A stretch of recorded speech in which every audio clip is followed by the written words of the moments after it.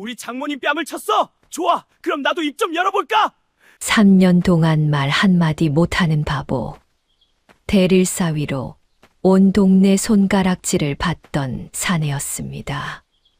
그런 그가 장모의 피 묻은 뺨을 보더니 3년 만에 처음으로 입을 열었고, 그가 한밤중 붓을 들자 한양 유기전이 밤사이 통째로 움직여 개서 최고의 대행수가 하룻밤새 거지가 되어 버렸습니다. 사람들은 까맣게 몰랐지요. 그 멍청한 사내가 조선 최고 권문세가 영의정 대감의 친손자라는 것을. 그런데 천하를 호령할 핏줄이 왜 하필 바보 행세까지 하며 가난한 과부의 대릴사위로 숨어 들어간 걸까요? 이야기 시작 전 옛날 이야기 채널의 구독과 좋아요 눌러주신 뒤 어디서 듣고 계신지 댓글로 알려주시면 그곳에 행운이 가득하길 바라겠습니다.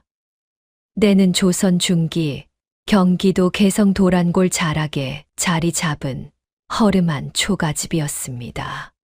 지붕 위로 삐져나온 이영이 바람에 흔들거렸고, 담장은 군데군데 흙이 떨어져 나가 뼈대를 이루는 쌀이 나무 가지가 앙상하게 드러나 있었지요.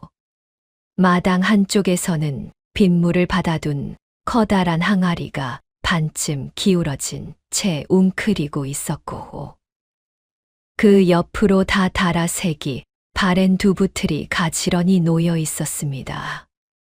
이른 새벽부터 부엌에서는 보글보글 콩물 끓는 구수한 냄새가 피어올랐습니다. 아궁이 앞에 쪼그리고 앉아 불을 살피던 이 집의 주인 강순덕은 올해로 63이 된 개서 변두리의 여느 과부와 다를 것 없는 평범한 노파였지요. 깊이 패인 주름과 볕에 그을린 검은 피부, 구부정한 허리가 평생의 고단함을 말해주고 있었지만, 국자로 콩물을 휘저으며 돌아보는 그 얼굴에는 말할 수 없이 넉넉한 웃음이 서려 있었습니다. 아이고, 우리 사위. 일어났느냐? 마루 끝에서 비적비적 몸을 일으킨 사내를 보고 순덕이 반갑게 소리쳤습니다. 넓은 이마에 깊은 눈, 또렷한 이목구비를 가졌건만 온통 힘이 빠진 멍한 눈동자와 축축 늘어뜨린 어깨 탓에 어딘가 모자란 사람처럼 보이는 이 사내가 바로 이 집의 대릴사위 서진이었습니다. 군데군데 기운 자국이 있는 빛바랜 회색 무명 저고리에 흙 묻은 누런 바지, 코가 다른 집실. 차림에 그는 초점 없는 눈으로 마당을 멍하니 바라보다가 순덕이 건넨 따뜻한 두부 한 모를 두 손으로 받아들었지요. 어여 먹어라. 오늘 새로 만든 거요. 연이 깨워서 같이 먹자꾸나. 터지는 고개를 꾸벅 숙여 인사를 하고는 두부를 한 입 크게 베어 물었습니다. 말을 하지 못하는 대신 눈으로 고맙다는 뜻을 전하는 것이 이 사내의 유일한 의사소통 방법이었지요. 순덕은 그런 사위의 머리를 툭툭 쳐주며 혀를 끌끌 찼습니다. 쯔쯔, 3년을 먹여도 살이 안 찌니. 어디 아픈 건 아니지. 그때 안방문이 삐걱하고 열리며 잠이 덜 깬 얼굴의 젊은 여인이 고개를 내밀었습니다. 둥근 얼굴에 까만 눈이 또렷한 이 여인이 순덕의 외동딸이자 서진의 아내인 강연이었지요. 장터에서 구르며 자란 탓에 손에 굳은 살이 박여 있었지만 웃을 때 보조개가 깊이 패이는 것이 예쁜 처녀였습니다. 어머니, 아침부터 또 사위 얼굴 감상이세요? 순덕이 딸의 머리를 살짝 꼬집으며 웃었습니다. 인연이 사위가 아니라 내 남편이요. 감상이 아니라 걱정이다, 걱정. 연희는 코를 찡긋거리며 마루에 앉은 서진의 옆자리로 다가갔습니다. 서진이 들고 있던 두부를 반떼어 연희의 손에 올려주자 연희가 빙그레 웃었지요. 고마워요, 서방님. 말은 못해도 이런 건 귀신같이 챙긴단 말이야. 순덕이 두 사람을 바라보며 흐뭇하게 중얼거렸습니다. 3년 전 어디서 굴러 들어왔는지도 모를 벙어리 사내를 대릴사위로 들인 것은 순덕의 결정이었지요. 동네 사람들은 미쳤다고 수군거렸지만 순덕에게는 나름의 이유가 있었습니다. 남편을 일찍 잃고 두부 장사와 삭바느질로 딸을 키운 세월이 어언 20여 년이었습니다. 외동딸 연희에게 멀쩡한 혼처를 구해줄 형편은 되지 못했고, 그렇다고 귀한 딸을 아무데나 시집 보내어 고생시킬 수는 더더욱 없었지요. 그러던 어느 겨울날 장터 뒷골목에서 눈더미 속에 쓰러져 죽어가던 서진을 발견한 것입니다. 거적대기를 덮어주고 미음을 먹이자 간신히 눈을 뜬 사내는 자기 이름은커녕 단 한마디도 하지 못했습니다. 동네 의원은 고개를 저으며 큰 충격을 받아 말문이 닫혀버린 것 같다고 했지요. 갈 곳도 이름도 없는 벙어리 사내를 차마 내칠 수 없었던 순덕은 그를 대릴사위로 들이겠다고 선언했고, 동네 사람들의 비웃음은 3년이 지난 지금까지도 이어지고 있었습니다. 하지만 순덕은 한 번도 후회하지 않았습니다. 말은 못해도 새벽이면 어김없이 일어나 아궁이에 불을 지피고 무거운 두부틀을 옮겨주는 사위였으니까요. 순덕이 허리가 아파 끙끙거리면 누가 시키지 않아도 등을 주물러 주었고, 연희가 장터에서 힘든 일을 겪고 오면 마당 평상에 나란히 앉아 아무 말 없이 옆자리를 지켜주는 사내였습니다. 그날도 평범한 아침이 될 터였습니다. 순덕이 두부를 만들어 팔러 나가고 연희가 삭바느질 보따리를 챙기는 여느 날과 다름없는 하루였지요. 그런데 아침 밥상을 치우던 순덕이 문득 무릎을 탁 치며 벌떡 일어났습니다. 아이고, 까맣게 잊고 있었구나. 오늘이 바로 내 아버지 제삿날인디. 연희의 얼굴이 살짝 어두워졌고 순덕은 허둥지둥 찬장 서랍을 뒤지기 시작했습니다. 제삿날 영전에 올릴 향 한 줌 살 돈이 있어야 할 텐데 하며 주섬주섬 헝겊 주머니를 꺼내어 안에 든 동전을 털어보았지요. 딸랑딸랑 몇 입 되지 않는 엽전이 바닥에 구르는 쓸쓸한 소리가 방 안을 채웠습니다. 이것이면 향 한 줌은 되겠지. 서진아, 오늘 장터에 같이 가자꾸나. 이 늙은이 짐 좀 들어다오.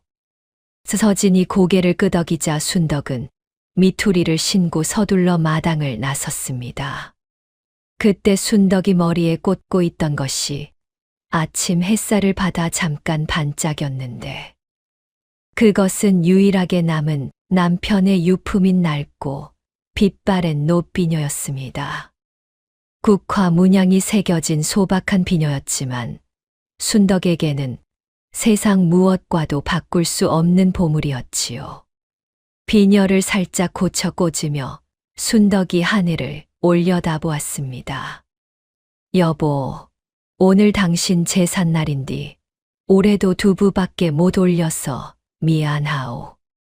그래도 향만큼은 좋은 걸로 사 갈 테니 거기서 코 벌름거리고 기다리시오. 연희가 어머니의 등을 토닥이며 웃음 섞인 목소리로 말했습니다. 어머니, 아버지가 들으시면 두부가 제일 좋다고 하실걸요. 순덕이 눈시울을 붉히며 딸의 손을 꼭 쥐었습니다. 그래, 내 아버지는 원래 내 두부만 있으면 아무것도 필요 없다던 사람이었지. 셋은 나란히 좁은 골목길을 걸어 개성 저작거리로 향했습니다. 서진은 순덕의 보따리를 대신 들고 반걸음 뒤에서 묵묵히 따르고 있었지요. 장터에 가까워지자 흥정 소리와 짐수레가 굴러가는 삐걱거리는 소리가 한꺼번에 밀려들었습니다. 개성 저작거리는 사시사철 사람들로 북적이는 곳이었습니다. 엿장수의 가위 소리가 딸랑딸랑 울리고 떡장수 안악이 찐빵을 노쟁반에 쌓아 올리며 목청을 돋우는 사이로 약재상들이 말린 약초를 바닥에 펼쳐놓고 손님을 불러대고 있었지요. 순덕은 장터 모퉁이에 자리 잡은 약재상 노인에게 향 한 줌을 달라 말하며 품에서 엽전 몇 잎을 꺼내어 건넸습니다. 약재상 노인은 투박한 손으로 향나무 조각들을 종이에 싸주며 인심 좋은 웃음을 보였지요. 까깍 까낸 향나무에서 풍겨오는 그윽한 냄새에 순덕의 얼굴이 환하게 밝아졌습니다. 아이고, 이 향이면 당신이 좋아하겠구먼. 순덕이 향 보따리를 코에 대고 깊이 들이마시며 감탄하는 사이 서진은 약재상 판 위에 펼쳐진 장부를 무심히 흘끗보았습니다. 아무도 눈치채지 못했지만 그의 멍한 눈동자가 장부 위의 숫자들을 스치는 찰나 동공 깊은 곳에서 미세한 빛이 번뜩였습니다. 마치 주파날이 빠르게 튕겨지듯 머릿속에서 무언가가 정확하게 맞물려 돌아가는 듯 했으나 그것은 눈 깜짝할 사이에 사라져 다시 원래의 멍한 표정으로 돌아갔지요. 그때 연희가 서진의 팔을 살짝 잡아 끌며 속삭였습니다. 서방님, 저기 좀 보세요. 약재상 앞에 바람이 분다 했더니 저 구름 좀 보세요. 비가 오려나 봐요. 서진은 고개를 들어 하늘을 올려다보았습니다. 남쪽에서 밀려오는 회색 구름의 흐름과 바람에 실려오는 습기. 찬 냄새를 맡는 순간 그의 코끝이 미세하게 실룩거렸지요. 아무도 알아채지 못할 정도로 작은 움직임이었지만 그 찰나의 서진의 머릿속에는 바람의 방향과 구름의 밀도, 그리고 앞으로 며칠 뒤의 날씨까지 한 폭의 그림처럼 정밀하게 그려지고 있었습니다. 하지만 그는 그저 고개를 갸웃거리며 바보스러운 표정을 지을 뿐이었지요. 어머, 서방님은 하늘 보면 뭘 아세요? 연희가 웃으며 그의 팔을 다시 잡아 끌었고 서진은 고개를 끄덕끄덕하며 순순히 끌려갔습니다. 장터를 한 바퀴 돌고 순덕이 두부를 판 자리를 정리하는 동안 서진은 옆에 쪼그려 앉아 보따리를 꿰매고 있었습니다. 바로 그때 장터 입구 쪽에서 커다란 한문 간판을 짊어진 인부들이 지나갔는데 간판에는 빼곡한 글씨가 적혀 있었지요. 서진의 시선이 그 간판 위를 스르르 훑고 지나가는 찰나 그의 입술이 소리 없이 아주 작게 움직였습니다. 마치 글자를 읽는 듯한 그 미세한 움직임을 유일하게 포착한 것은 옆에서 바느질감을 펼치던 연이었지요. 서방님, 혹시 저 글씨 읽을 수 있어요? 연희가 조심스레 물었지만 서진은 이미 멍한 표정으로 바닥만 보고 있었습니다. 연희는 입술을 살짝 깨물며 남편의 옆 얼굴을 가만히 들여다보았지요. 3년을 함께 살면서 이따금씩 스치는 이런 순간들이 연희의 가슴 속에 작은 의문의 씨앗으로 쌓여가고 있었으나 그녀는 한 번도 다그친 적이 없었습니다. 서방님에게는 서방님의 사정이 있겠지요. 그 혼잣말을 삼키며 연희는 다시 바느질에 고개를 숙였습니다. 해가 서쪽으로 기울기 시작할 무렵 순덕이 두부를 다 팔고 빈 틀을 수레에 실으며 환하게 웃었습니다. 오늘은 장사가 잘 되었구나. 돌아가서 제상 차려야지. 연아, 서진아, 어여 가자꾸나. 셋은 다시 나란히 걸었습니다. 앞서가는 순덕의 머리에 꽂힌 노비녀가 석양빛을 받아 따스하게 빛나고 있었지요. 순덕이 콧노래를 흥얼거리며 걸었고 연희가 그 옆에서 팔짱을 끼고 웃었습니다. 서진은 반걸음 뒤에서 두 사람의 뒷모습을 바라보았습니다. 그의 멍한 눈동자 깊은 곳에 잠시 따뜻한 빛이 스미는 것을 아무도 알아채지 못했지요.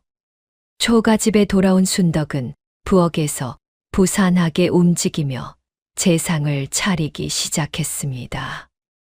두부를 도톰하게 썰어 접시에 올리고 나물 3가지를 무치는 동안 연희는 방 안을 깨끗이 쓸었지요. 서진은 마당에서 장작을 패고 물을 길어다 놓았습니다. 말없는 사위가 척척 알아서 움직이는 모습에 순덕이 감탄하며 연희에게 속삭였습니다. 저 사람은 참 신기혀. 말은 못해도 뭘 해야 하는지는 귀신같이 안단 말이여. 쯔쯔, 저런 사람이 말만 할 수 있었어도 어디 가서 꿀리지 않을 텐데. 연희가 미소를 지으며 대답했습니다. 어머니, 말 못해도 괜찮아요. 서방님은 눈으로 다 말하잖아요. 순덕이 딸의 어깨를 가볍게 치며 허허 웃었습니다. 해가 지고 어둠이 내리자 순덕은 남편의 제상 앞에 향을 피웠습니다. 장터에서 사온 향나무 조각이 타들어가며 그윽한 연기를 피워 올렸고 좁은 방 안에 코끝이 알싸한 향내가 가득 퍼졌지요. 순덕이 머리에서 노비녀를 빠 조심스레 제상 옆에 놓으며 떨리는 목소리로 읊조렸습니다. 여보, 이 비녀는 당신이 처음 장에 나가 번 돈으로 사준 거잖소. 내가 죽을 때까지 간직할 테니 걱정 마시오. 우리 연희도 잘 크고 사위도 말은 못해도 속이 참 깊은 아이여. 당신이 보면 좋아했을 거요. 연희가 어머니 옆에서 눈물을 글썽이며 절을 올렸고 서진도 나란히 앉아 깊이 고개를 숙였습니다. 촛불이 일렁이는 가운데 서진의 품속 깊은 곳에서 단단한 무언가가 저고리 천에 살짝 부딪히며 도그하고 작은 소리를 냈지만 향 연기와 눈물 속에서 그 소리에 귀 기울이는 사람은 아무도 없었지요. 서진의 품속 깊이 감추어진 그것은 맑은 옥빛 위에 십장색 문양이 정교하게 새겨진 작은 옥패였으나 그 의미를 아는 이는 이 초가집 안에 단 한 명도 없었습니다. 제상을 거두고 잠자리에 들기 전 순덕이 마루에 걸터 앉아 노비녀를 치맛자락에 문질러 닦았습니다. 긴 세월 동안 얼마나 닦았는지 국화 문양 위로 어둠 속에서도 은은한 빛이 돌았지요. 순덕이 비녀를 다시 머리에 꽂으며 낮게 혼잣말을 했습니다. 내일도 장에 나가 두부 팔아야제. 이 비녀만 있으면 당신이 옆에 있는 것 같아서 하나도 안 무섭소. 마루 끝에서 그 모습을 지켜보던 서진의 멍한 눈동자 위로 달빛이 내려앉았습니다. 바보는 아무것도 모른다고 모두가 말했지만 그의 눈 속 가장 깊은 곳에는 이 가난하지만 따뜻한 가족을 향한 말 못할 감정이 잔잔히 고여 있었지요. 귀뚜라미 소리가 마당을 가득 채우는 가운데 도란골 초가집의 작은 불빛은 어둠 속에서 조용히 일렁이고 있었고, 그 평온한 밤은 내일 장터에서 벌어질 끔찍한 일을 까맣게 모른 채 깊어져만 가고 있었습니다. 이튿날 아침 하늘은 사나흘 전부터 몰려온 회색 구름이 낮게 드리워져 있었으나 비가 올 기미까지는 아직이었습니다. 순덕은 새벽부터 두부를 만들어 나무판에 가지런히 올려놓고 보자기로 곱게 덮었지요. 연희는 삭바느질 보따리를 챙기며 서진에게 당부했습니다. 서방님, 오늘도 어머니 짐 좀 들어드리고 무거운 건 절대 어머니한테 맡기지 마세요. 서진이 고개를 끄덕이자 연희가 그의 저고리 깃을 여며주며 작게 웃었습니다. 셋은 다시 장터를 향해 걸었고, 순덕은 어제 장사가 잘 되었으니 오늘도 좋은 날이 될 거라며 콧노래를 흥얼거렸지요. 머리에 꽂은 노비녀가 흐린 아침 햇살에도 은은하게 빛나고 있었습니다. 저작거리에 도착하자 이미 장꾼들이 좌판을 펼치고 있었습니다. 순덕은 자리를 잡고 두부를 늘어놓았고, 연희는 어머니 옆에서 바느질감을 펼쳤지요. 서진은 순덕의 수레 옆에 쪼그려 앉아 여느 때처럼 멍하니 허공을 바라보고 있었습니다. 장사가 반쯤 진행되었을 때였습니다.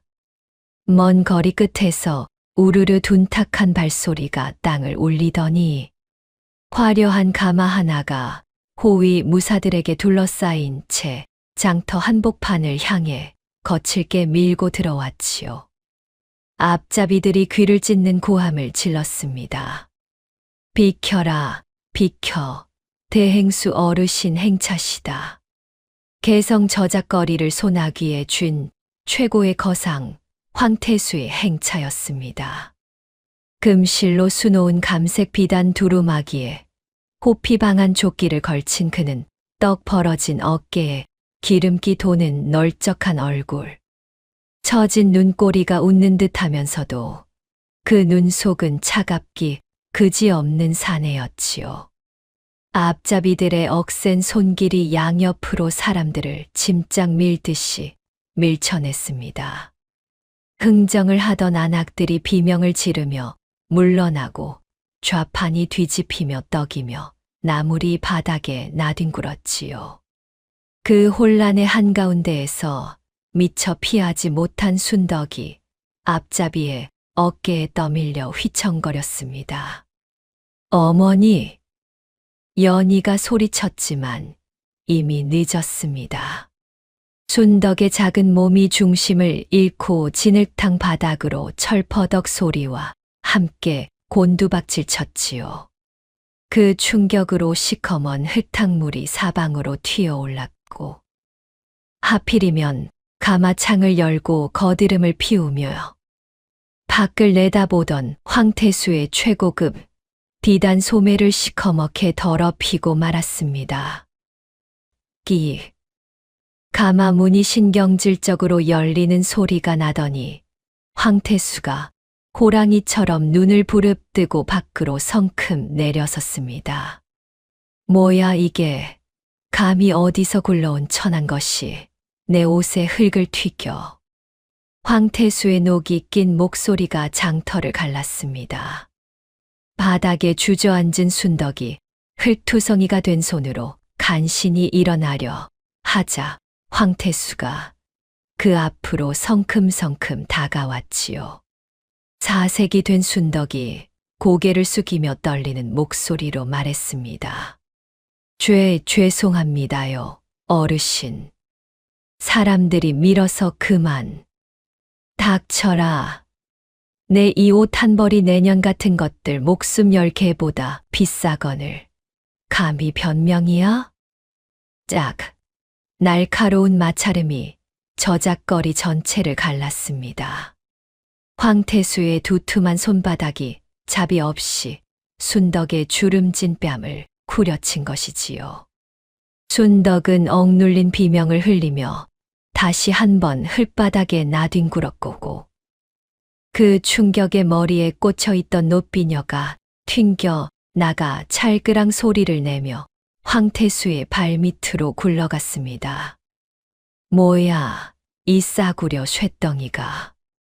황태수가 비릿한 코웃음을 치며 바닥에 떨어진 비녀를 내려다보았습니다. 그리고 두꺼운 소가죽 목화를 신은 발을 천천히 들어 올렸지요. 우직근. 순덕의 노비녀가 세상 떠난 남편이 첫 품삯으로 사준 그 작은 비녀가 무참하게 짓밟혀 반으로 휘어지며 비명 같은 소리를 냈습니다. 국화 문양이 일그러져 찌그러졌고 그 위로 황태수의 무거운 발자국이 시커먼 흙과 함께 새겨졌지요. 순덕의 입에서 숨이 끊어지는 듯한 가늘고 긴 탄식이 흘러나왔습니다. 흙바닥에 엎드린 채 부들부들 떨리는 두 손을 뻗어 찌그러진 비녀를 움켜쥐었지요. 세상에서 가장 소중한 것이 발밑에서 짓밟힌 노파의 눈에서 주르륵 눈물이 흘러내렸으나 권력의 서슬퍼런 기세 앞에 장터 사람들은 헛기침 하나 내지 못한 채 고개만 숙이고 있었습니다. 더럽다 더러워. 이런 천 것들이 장바닥을 차지하고 있으니 장사가 되겠느냐. 황태수는 옷자락을 탁탁 털며 돌아섰고 호위 무사들을 이끌고 유유히 멀어졌습니다. 그의 뒤에는 흙탕물이 튄 자국만이 도도한 발자국처럼 남아 있었지요. 어머니, 어머니. 연희가 달려와 순덕을 부둥켜 안았습니다. 순덕의 뺨은 이미 시뻘겋게 부풀어 올라 있었고 입술 끝에서 가는 피줄기가 흘러내리고 있었지요. 연희가 치맛자락을 찢어 피를 닦아주며 울먹였습니다. 어머니 괜찮으세요? 어디 많이 다치신 건 아니에요. 순덕이 아프다는 소리 대신 내뱉은 말은 뜻밖이었습니다. 비녀, 내 비녀 좀 보거라. 순덕의 거친 손에 움켜쥔 노비녀는 반으로 휘어져 있었습니다.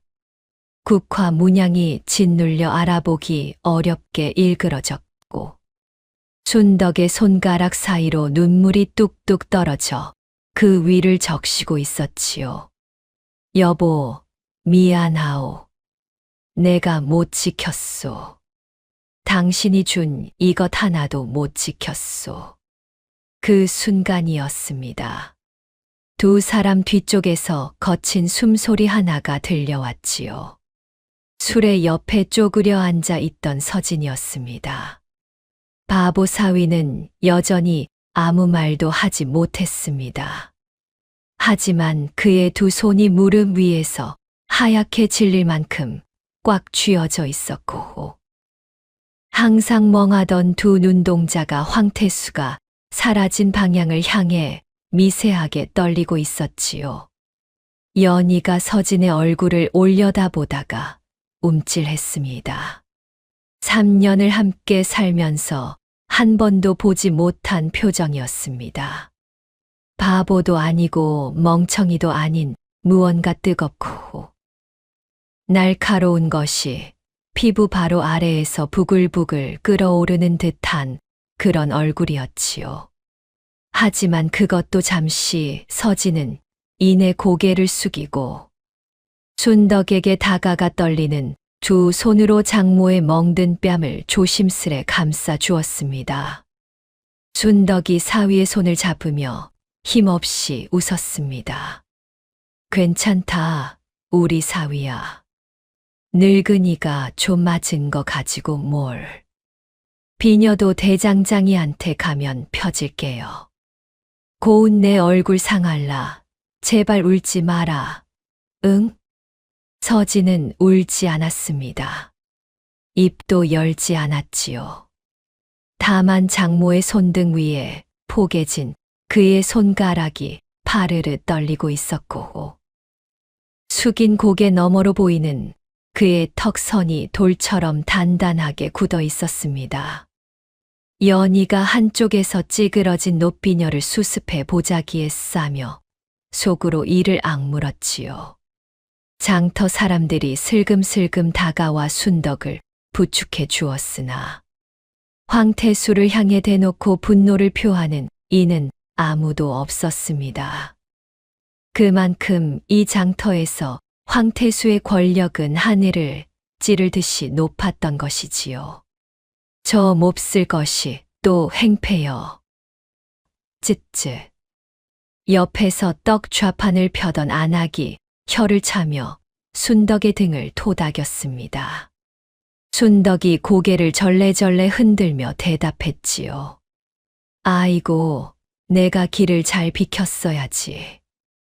내 잘못이여, 내 잘못. 남 탓을 할 줄 모르는 순덕의 성미에 연희의 눈에 눈물이 그렁그렁 맺혔습니다. 어머니가 뭘 잘못했다고요. 연희의 목소리가 가늘게 떨렸지요. 셋은 비틀거리며 초가집으로 돌아왔습니다. 순덕을 방에 눕히자 연희가 찬 물수건을 가져와 부어오른 뺨 위에 조심스레 올려주었지요. 순덕이 앓는 소리를 내면서도 며느리의 손을 잡고 말했습니다. 연아, 나는 진짜 괜찮다. 이까짓 거 약도 필요 없어. 그냥 좀 누워있으면 나아. 연희가 고개를 끄덕이며 이불을 여며 주었고 순덕은 이내 지친 몸을 이기지 못하고 스르르 잠이 들었습니다. 찌그러진 노비녀를 품에 꼭 껴안은 채였지요. 방 안에 고른 숨소리가 채워지자 연희가 살며시 문을 닫고 나왔습니다. 마루에 서진이 앉아 있었지요. 어둠 속에서도 그의 자세가 달라진 것이 느껴졌습니다. 늘 축 늘어져 있던 어깨가 미세하게 곧게 펴져 있었고 멍한 눈은 마당 너머 어딘가를 뚫어지게 응시하고 있었지요. 서방님. 연희가 조심스레 불렀으나 서진은 반응하지 않았습니다. 그의 시선은 이미 이곳에 있지 않은 것처럼 먼 곳을 향해 있었지요. 서방님, 혹시... 연희가 한 걸음 다가서며 말을 이으려 했을 때 서진이 처음으로 고개를 돌려 연희를 정면으로 바라보았습니다. 그 눈동자 속에 깃든 선명한 빛에 연희는 숨을 멈추었지요. 바보의 눈이 아니었습니다. 깊고 어두운 수면 아래 무엇인가 거대하고 뜨거운 것이 또아리를 틀고 서서히 깨어나는 것 같은 그런 눈이었습니다. 하지만 서진은 아무 말도 하지 않았습니다. 대신 천천히 손을 뻗어 연희의 어깨를 가볍게 두드린 뒤 몸을 일으켜 마당으로 내려갔지요. 밤이 깊어졌습니다. 초가집의 모든 불이 꺼지고 순덕과 연희가 잠든 뒤에도 서진은 마당 평상 위에 홀로 앉아 움직이지 않았습니다. 벌레 우는 소리조차 숨을 죽인 듯한 칠흑 같은 어둠 속에서 그의 눈동자만이 차갑게 빛나고 있었지요. 품속으로 손을 넣었습니다. 3년 동안 한 번도 꺼내지 않았던 것을 천천히 꺼냈습니다.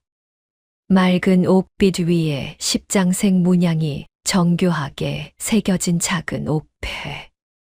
달빛 아래 놓인 그것을 오래도록 내려다보던 서진의 입술이 3년 만에 처음으로 미세하게 움직이기 시작했습니다.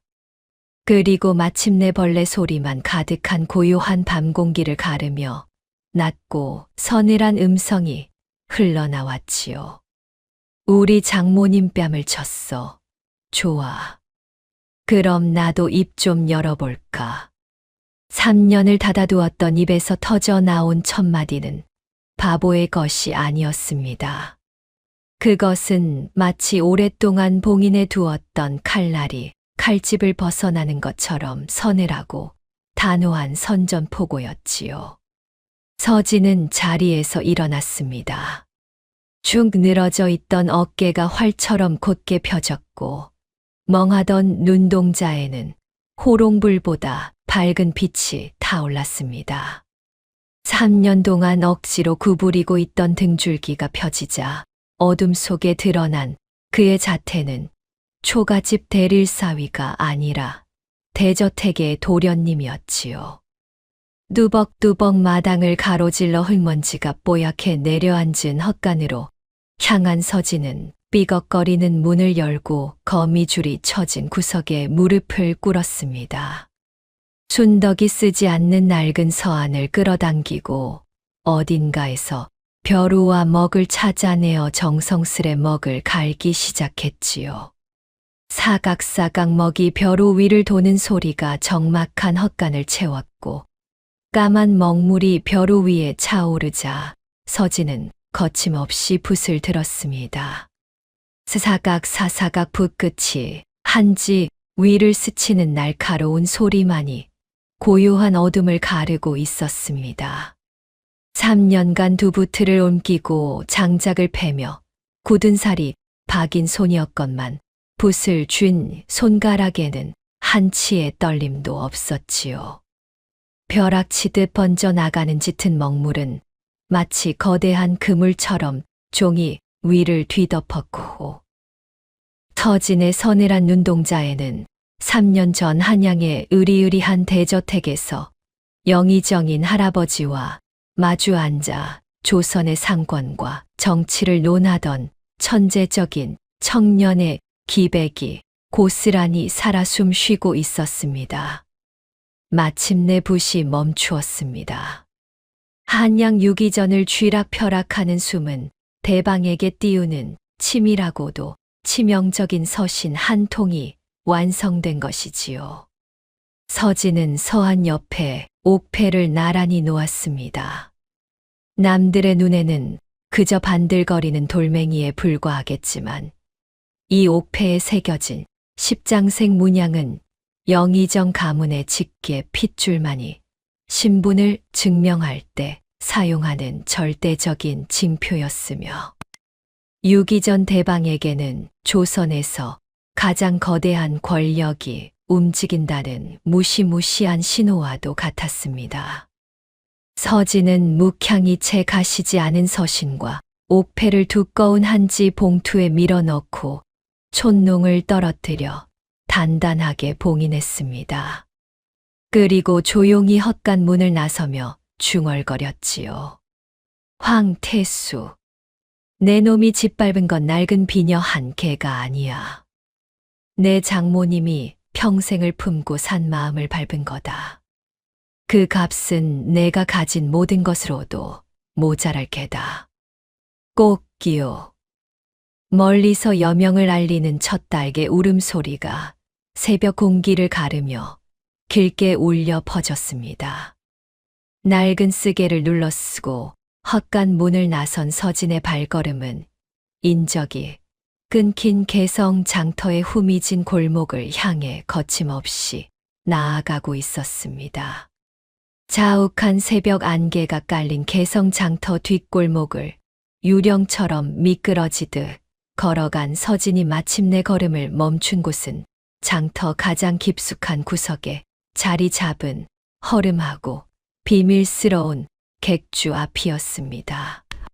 간판조차 제대로 걸려있지 않은 음산한 문 앞에서 주위를 한번 날카롭게 둘러본 서진은 쓰게 자락 아래로 굳은 살이 박인 손을 꺼내 굳게 닫힌 참나무 문을 두드리기 시작했지요.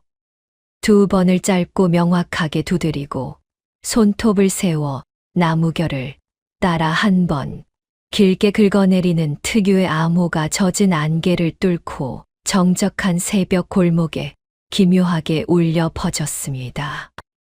문 너머로 미세한 발소리가 다가오더니 삐하는 마찰음과 함께 좁은 문틈이 벌어졌지요. 경계심 가득한 늙은 객주 주인의 눈동자가 나타나 쓰개를 깊게 눌러쓴 서진의 행색을 위아래로 훑어내렸습니다. 미간을 찌푸리며 입을 열려던 찰나 서진은 아무 말 없이 품속에서 붉은 밀랍 인장이 찍힌 서신과 그 위에 얹힌 맑은 옥빛의 옥패를 불쑥 내밀었습니다. 헉! 객주 주인의 입에서 바람 빠지는 소리가 터져 나왔지요. 그의 얼굴은 순식간에 하얗게 질렸고 귀신이라도 본 듯 온몸을 부들부들 떨더니 황급히 문을 활짝 열어젖히고는 차가운 진흙 바닥에 털썩 무릎을 꿇고 납작 엎드렸습니다. 그 옥패에 새겨진 십장색 문양은 10년 전부터 조선 팔도 상단의 목줄을 쥐락펴락하는 영의정 가문 직계의 절대적인 징표였으니까요. 이 서신을 단 하루 만에 한양 유기전 대방에게 전하시오. 안개 속으로 낮게 깔리는 서진의 목소리는 차분했지만 거역할 수 없는 단호함이 서려 있었습니다. 그가 얼음장 같은 시선을 내리꽂으며 말을 이었지요. 정해진 기한보다 단 한 식경이라도 늦어진다면 당신 객주는 물론 얽혀있는 모든 상단의 명줄이 끊어지게 될 것이오. 알겠소. 제 목숨을 바쳐서라도 반드시 완수하겠사옵니다. 객주 주인은 떨리는 두 손으로 서신과 옥패를 신물이라도 받들듯 조심스레 받아들었고 흙탕물이 범벅된 이마를 연신 땅에 찍으며 맹세를 쏟아냈습니다. 서진은 더 이상 머무르지 않았습니다. 몸을 돌려 안개 속으로 미끄러지듯 사라지기 전 그는 어깨 너머로 마지막 한마디를 남겼지요. 그리고 한 가지 더. 이 일은 절대 바깥에 새지 않아야 하오. 내가 다녀간 흔적조차 없어야 한다는 뜻이오. 알겠사옵니다. 알겠사옵니다. 터진의 발걸음이 안개 속으로 완전히 사라지자 객주 주인은 그제야 땅에서 이마를 떼고 후하고 거친 숨을 토해냈습니다. 그의 손에 들린 서신은 덜덜 떨려 바스락거리고 있었지요. 지체할 시간이 없었습니다. 주인은 뒷마당의 마구간으로 달려가 가장 빠른 말에 안장을 올렸고 새벽빛이 채 퍼지기도 전에 파발마 한 필이 개성을 뒤로하고 한양을 향해 미친 듯이 질주하기 시작했습니다. 다그닥 다그닥. 숨통이 끊어질 듯 거친 숨을 몰아쉬는 말은 하얀 거품을 물고 들판을 가로지르더니 해가 중천에 떠오를 무렵 마침내 한양 도성 안으로 들어섰지요. 조선 상권의 심장부인 한양 유기전의 거대한 본점 앞에 말이 미끄러지듯 멈추었고 말에서 굴러 떨어지듯 내린 전령은 품속의 서신을 움켜쥔 채 유기전 대방의 거처로 미친 듯이 달려갔습니다. 유대방은 그날 아침 평소처럼 주판을 튕기고 있었습니다. 71세의 백발이 성성한 노인이었지만 매같은 눈빛만은 여전히 날카로웠지요. 다급한 전령이 서신을 바치자 유대방은 굵은 마디의 손으로 붉은 밀랍을 뜯어내고 봉투를 열었습니다. 바스락. 서신을 꺼내는 순간 안에 동봉되어 있던 옥패가 투그하고 방바닥으로 떨어졌습니다.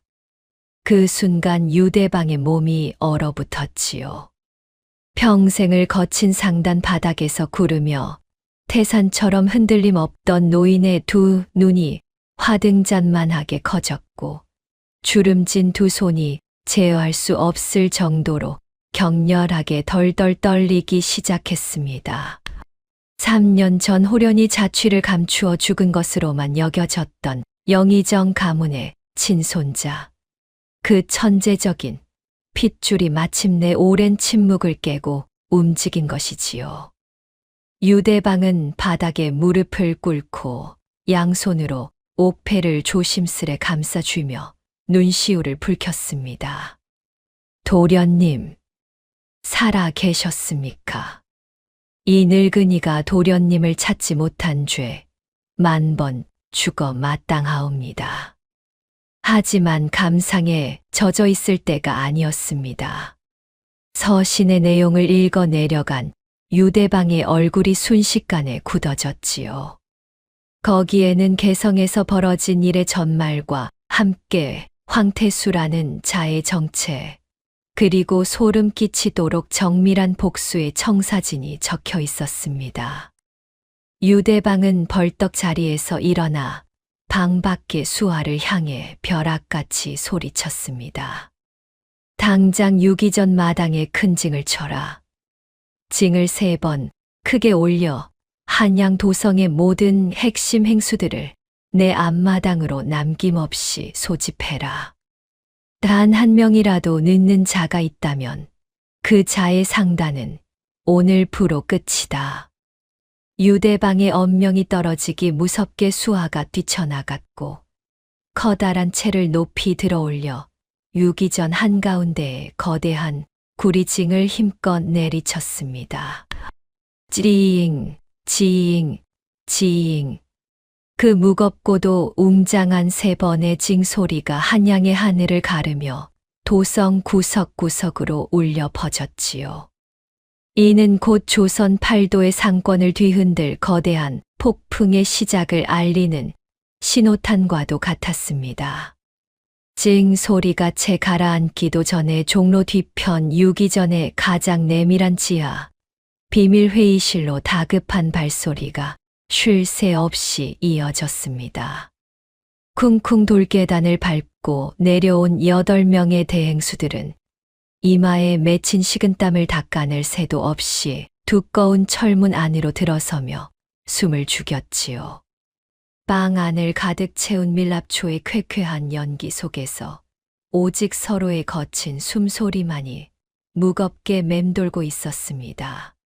상석에 앉은 유대방이 떨리는 주름진 손을 들어 품속에서 옥패를 꺼내어 자단목 탁자 위에 탁 소리와 함께 내려놓자 행수들의 시선이 일제히 그곳으로 쏠렸지요. 헛! 그 옥패에 새겨진 문양을 확인한 순간 8명의 행수들이 마치 벼락이라도 맞은 듯 일제히 헛숨을 들이켜며 자리에서 벌떡 일어났습니다. 3년 전 자취를 감추었던 영의정 가문의 천재 핏줄이 살아있음을 알리는 절대적 징표 앞에서 한양을 쥐고 흔드는 거상들의 무릎이 저절로 떨리고 있었지요. 유대방이 붉게 충혈된 눈으로 탁자 위의 서신을 가리키며 갈라진 목소리로 입을 열었습니다. 모두 똑똑히 들으시게. 이 서신에 적힌 내용은 단순한 복수가 아니네. 도련님께서 친히 그리신 전쟁의 설계도라네. 유대방이 서신의 내용을 하나하나 읊어 내려가기 시작했습니다. 개성의 대행수 황태수가 단순한 장사치가 아니라 좌의정 김윤택의 막대한 비자금을 운용하는 핵심 자금줄이라는 것. 황태수가 매점매석으로 쥐어짜낸 백성들의 피가 결국 좌의정의 사병을 키우는 군자금으로 흘러가고 있다는 사실이 낱낱이 적혀 있었지요. 행수들의 얼굴이 돌처럼 굳어갔습니다. 이것은 단순히 장사꾼 하나를 무너뜨리는 것이 아니라 조정의 권력까지 건드리는 위험천만한 일이었으니까요. 하지만 유대방이 다음 내용을 읽자 행수들의 표정이 감탄으로 바뀌었습니다. 내일부터 우리 유기전은 겉으로는 황태수와 아주 원만하게 거래하는 척하세. 그에게 한없는 신뢰를 보여주되 그가 매입하려는 소금과 종이에 대한 대금은 인자 한 푼도 내주지 말고 오직 유기전의 어음으로만 결제하게 만드시게. 마른 침을 꿀꺽 삼키는 소리가 여기저기서 터졌지요. 실제 재물은 유기전이 단단히 쥐고 있으면서 겉보기에만 화려한 종이 쪼가리 넣음을 풀어 황태수를 오만에 빠지게 만든 뒤 결정적 순간에 그 어음을 막아버려 빚더미에 밀어넣으려는 무서운 계략이었습니다. 그리고 동시에 전국에 구절초를 남김없이 매입하여 숨기라는 명이 있네. 구절초가 무엇에 쓰이는지는 장마가 오면 저절로 알게 될 것이야. 행수들은 서로의 얼굴을 돌아보았지요. 구절초라니 그 흔디흔한 약초가 무엇이 대수라고. 하지만 유대방은 이미 그 의미를 꿰뚫고 있었습니다. 종이를 산더미처럼 쌓아둔 창고에는 장마철 습기를 잡기 위해 구절초를 태워 연기를 피워야 한다는 상단에 오랜 비기가 있었지요. 도련님의 머릿속이 이미 석 달 앞의 날씨까지 읽고 계신 것이야. 우리는 그저 도련님의 손과 발이 되면 되네. 한치의 틈도 없이 움직여야 하네. 유대방의 단호한 명이 떨어지자 행수들은 일제히 고개를 숙여 받들었지요. 이날 밤을 기점으로 한양의 거대한 상단 조직이 소리 없이 움직이기 시작했습니다. 겉으로는 아무 일도 없는 듯 평온했지만 그 안에서는 황태수를 향한 보이지 않는 그물이 한 올 한 올 촘촘하게 엮여 나가고 있었지요. 같은 시각 서진은 이미 도란골 초가집으로 돌아와 마루 끝에 쪼그리고 앉아 있었습니다. 이른 아침 순덕이 부엌에서 콩을 갈며 허허거리는 소리가 들려왔지요. 아이고, 우리 사위 벌써 일어났구나. 어제 내가 좀 맞은 거 가지고 걱정했냐? 이 정도면 아무것도 아니여. 옛날에는 더 센 것도 맞아봤다. 순덕이 부어오른 뺨에 찬물 수건을 대며 태연하게 웃는 모습에 서진은 고개를 깊이 숙였습니다. 3년간 이 가난한 초가집에서 말 못하는 바보 사위를 친자식처럼 먹이고 입히고 걱정해 준 이 어머니가 흙탕물 속에서 뺨을 맞고도 괜찮다며 웃는 이 사람이 지금 이 순간 서진의 마음속 가장 깊은 곳을 찌르고 있었지요. 연희가 방에서 나오며 서진의 곁에 앉았습니다. 어젯밤 남편의 눈에서 보았던 그 기이한 빛이 지금은 사라지고 다시 원래의 멍한 표정이 돌아와 있었지요. 하지만 연희는 알고 있었습니다. 무언가가 달라지기 시작했다는 것을. 서방님, 어젯밤에 밖에서 뭐 하셨어요? 서진이 고개를 갸웃거리며 이무기 같은 바보스러운 표정을 지었지요. 연희가 한숨을 쉬며 그의 손을 잡았습니다. 괜찮아요. 서방님이 뭘 하든 저는 믿을 거예요. 그냥 조심하세요. 서진의 멍한 눈동자가 찰나 흔들렸으나 이내 다시 고요해졌습니다. 하지만 연희의 손을 꼭 쥐어주는 그 힘만은 평소보다 확실히 강했지요. 한편 그 시각 개성의 화려한 기방 상석에서는 끈적한 웃음소리가 흘러나오고 있었습니다. 찰랑찰랑 최고급 백자 술잔의 맑은 청주가 채워지는 소리와 함께 비단옷을 걸친 황태수가 기생들의 시중을 받으며 호탕하게 웃고 있었지요. 하하하, 올해 장마만 잘 이용하면 소금값을 3배로 올릴 수 있을 게야. 쌀도 마찬가지지. 비가 오면 흉년이 들 테니 미리 사재기에 둔 놈이 임자 아니겠느냐. 그의 옆에는 좌의정에게 올릴 뇌물 명세가 적힌 두꺼운 장부가 펼쳐져 있었습니다. 황태수는 탐욕스러운 눈빛으로 장부를 어루만지며 기생의 잔을 받아 원잔을 했지요. 며칠 전 장터에서 자기가 뺨을 후려친 노파 따위는 길가에 굴러다니는 벌레만도 못한 존재로 이미 머릿속에서 깨끗이 지워버린 상태였습니다. 황행수야, 당장 내일 새벽 수하들을 총동원하여 개성 인근의 모든 소금 창고에 자물쇠를 채워라. 그리고 한양에서 들어오는 종이도 닥치는 대로 사재기해. 장마가 오기 전에 싹쓸이해야 해. 예, 대행수 어르신. 분부대로 하겠사옵니다. 황태수의 수하가 아부 섞인 웃음을 흘리며 고개를 조아렸고 기방하는 백성들의 눈물을 담보로 한 흉악한 연회로 더욱 뜨겁게 달아오르고 있었습니다. 그 화려한 기방의 창문 너머로 먹구름이 서서히 밀려들고 있었지만 탐욕에 눈이 먼 황태수는 하늘의 경고를 보지 못했지요. 아니, 그는 보았지만 그것이 자신에게 재앙이 아니라 더 큰 돈벌이가 될 것이라 믿어 의심치 않았습니다. 그가 까맣게 모르고 있는 것이 하나 있었지요. 바로 이 순간에도 한양에서 개성까지 보이지 않는 거미줄이 한 올 한 올 촘촘하게 엮여 나가고 있다는 사실. 그리고 그 거미줄의 중심에 앉은 거미가 다름 아닌 3년간 자기 발밑에서 바보 행세를 하던 가난한 대릴사위라는 끔찍한 진실을 말입니다. 서진의 밀서가 한양에 도착한 지 사흘째 되는 날이었습니다. 개성 저작거리에서는 그 누구도 눈치채지 못할 미세한 변화가 시작되고 있었지요. 한양의 유기전 상단들이 갑작스레 황태수에게 거래를 먼저 청해 온 것입니다. 내행수 어르신, 한양 유기전에서 특사가 왔사옵니다.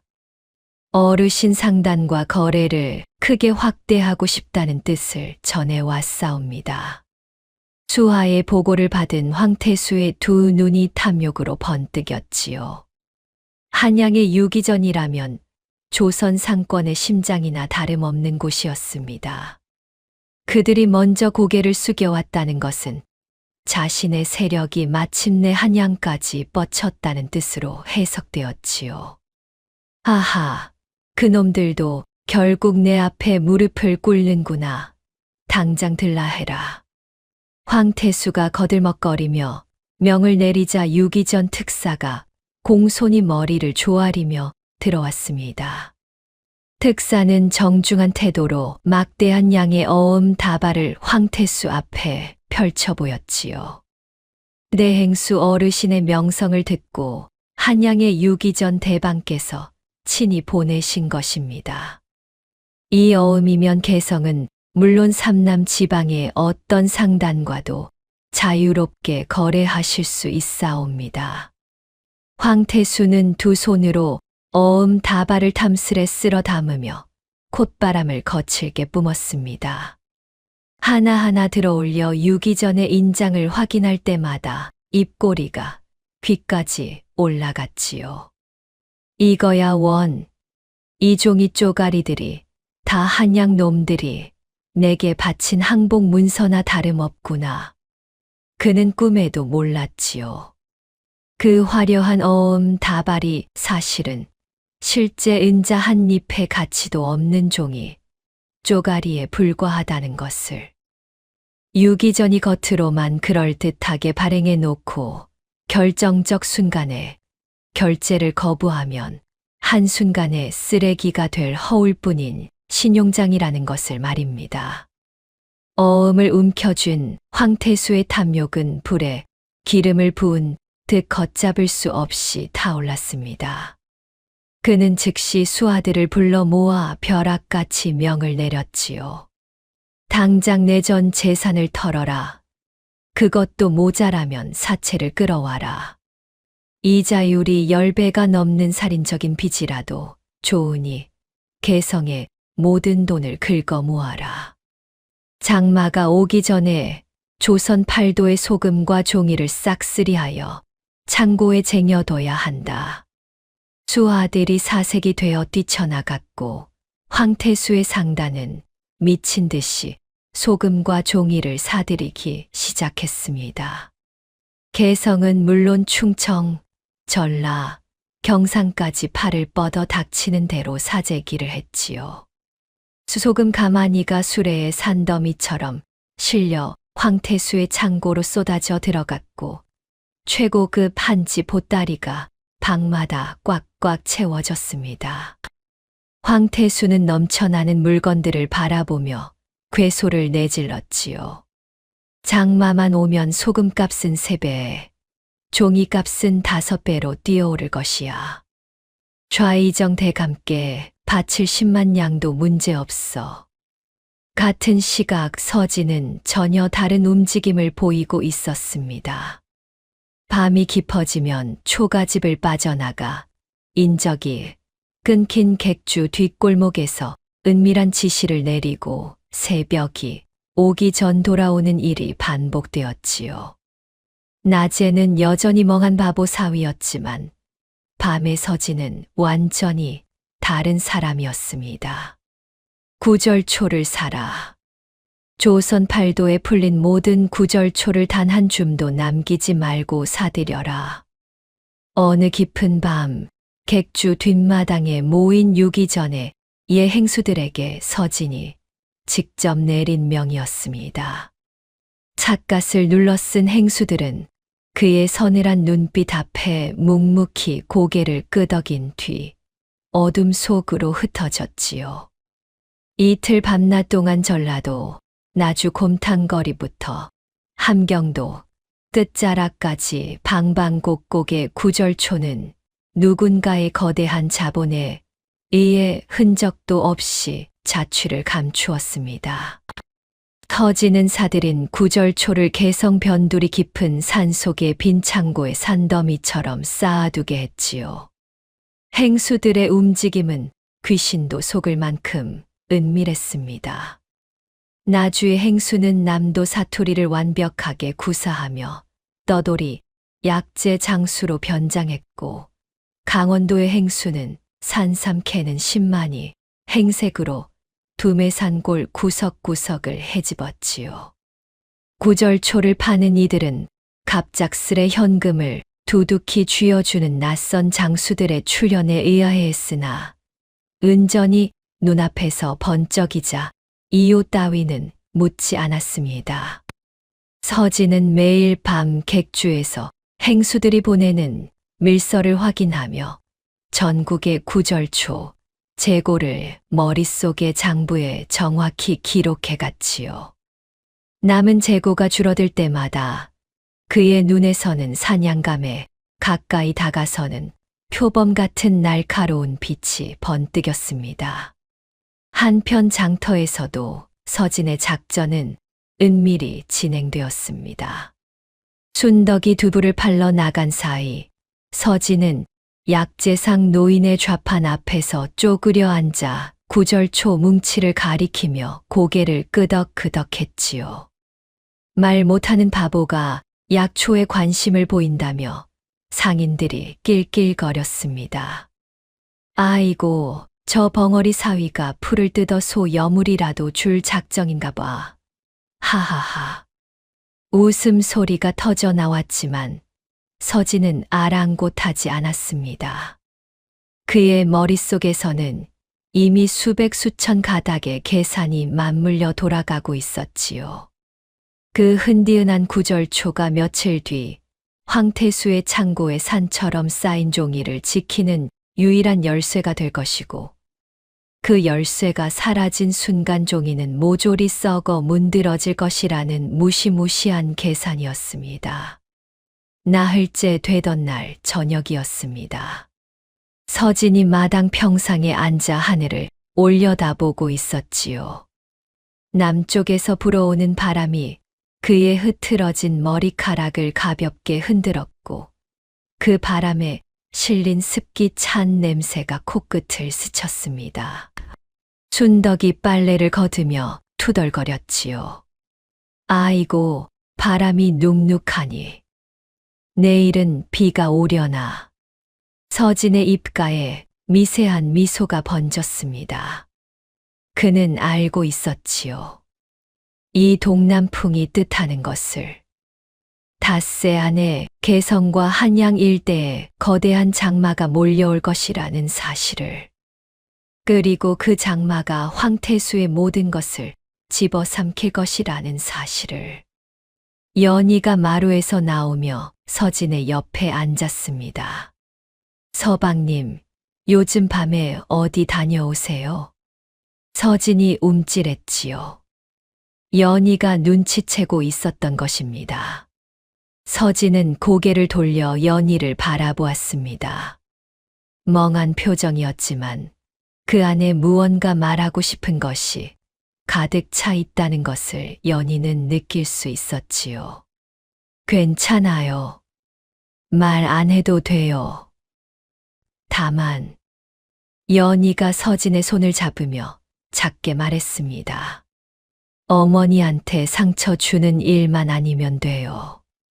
서방님이 뭘 하든 저는 옆에 있을 거예요. 서진이 연희의 손을 꼭 쥐었습니다. 그 힘에 연희가 살짝 놀랐지요. 두 사람이 나란히 앉아 어두워지는 하늘을 바라보는 동안 남쪽에서 불어오는 축축한 바람은 점점 거세지고 있었습니다.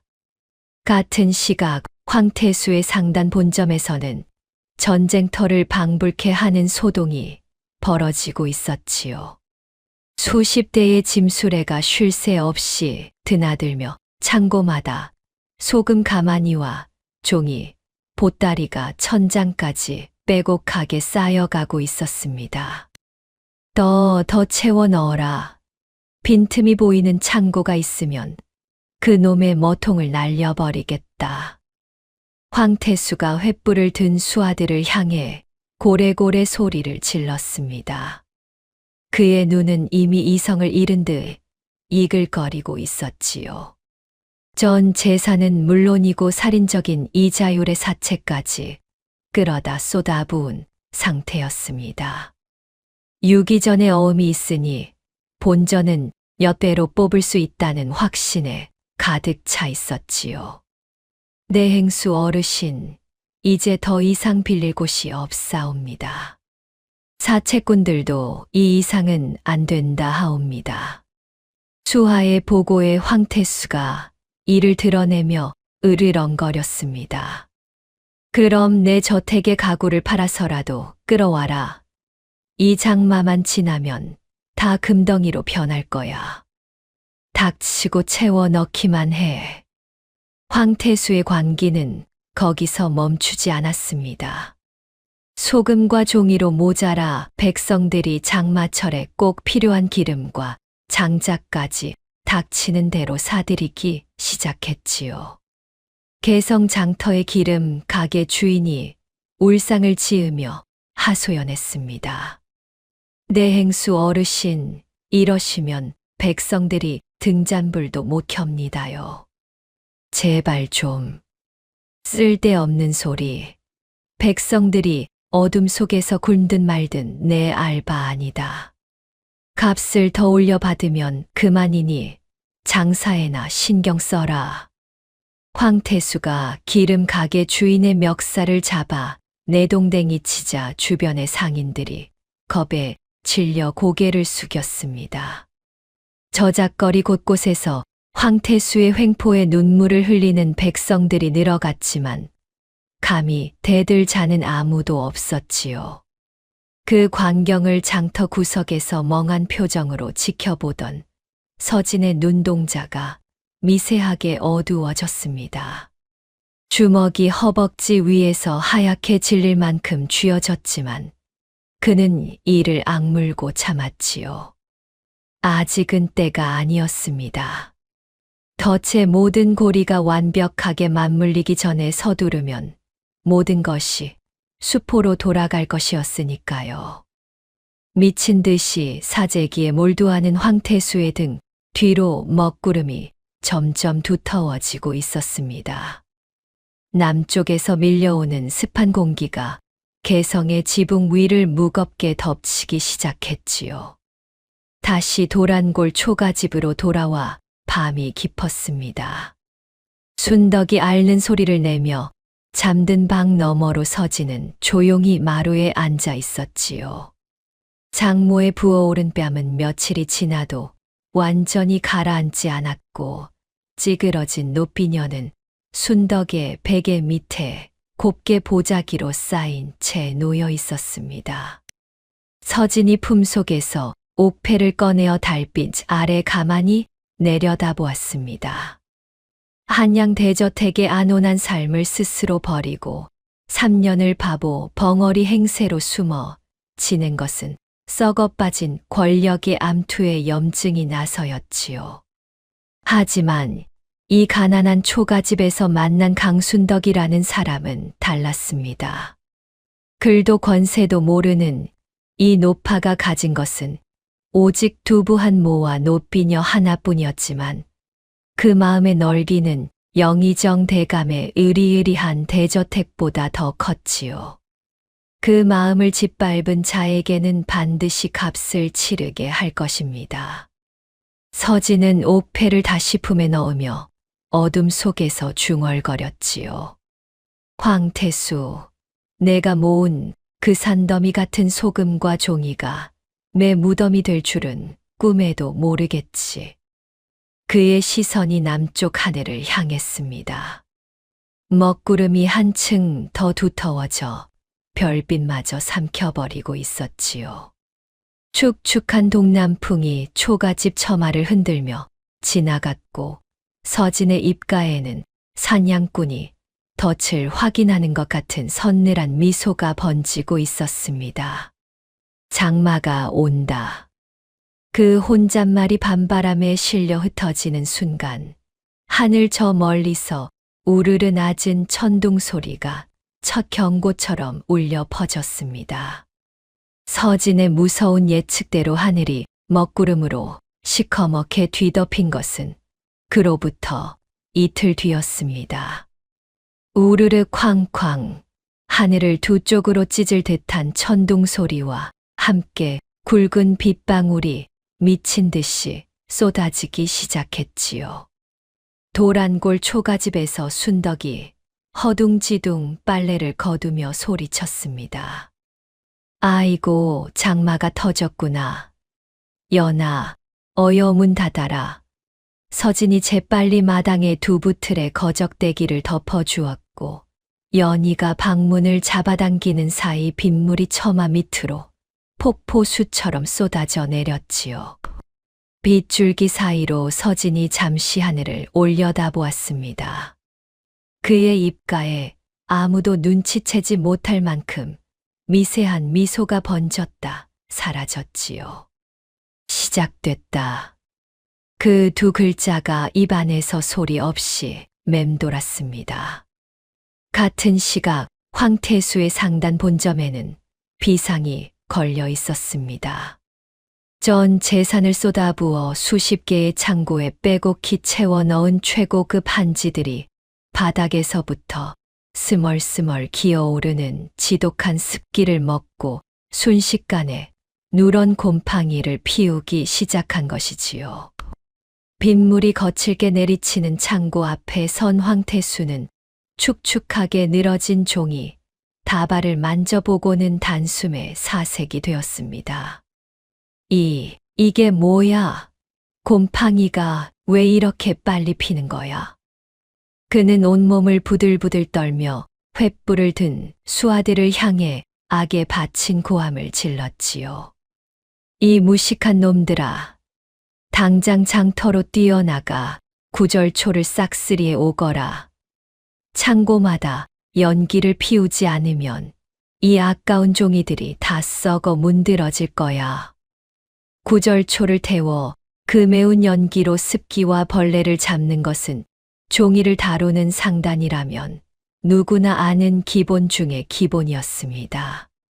하지만 황태수는 탐욕에 눈이 멀어 그 기본적인 준비조차 해두지 않았던 것이지요.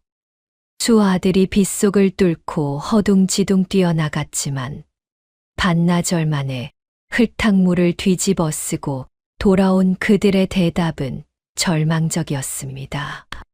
내행수 어르신, 큰일 났사옵니다. 개성은 물론 한양 장터까지 이 잡듯이 뒤졌사오나 구절초가 씨가 말랐사옵니다.